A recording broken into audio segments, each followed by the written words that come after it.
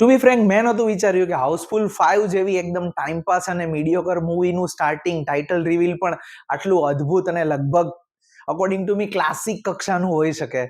મેં હમણાં થોડા દિવસ પહેલા મૂવી જોવાની શરૂઆત કરી. આઈ વોઝ જસ્ટ બ્લોન અવે. તમે પણ જોઈ લો.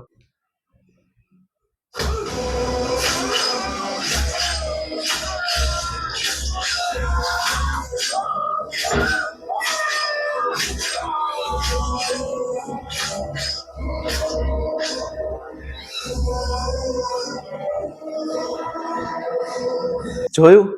મસ્ત classic who done it story. એક વ્યક્તિનું ખૂન થાય છે શિપમાં, એનો લોહીવાળો હાથ કાચ ઉપર આવે છે અને એ જ 5 બની જાય છે. સુપર.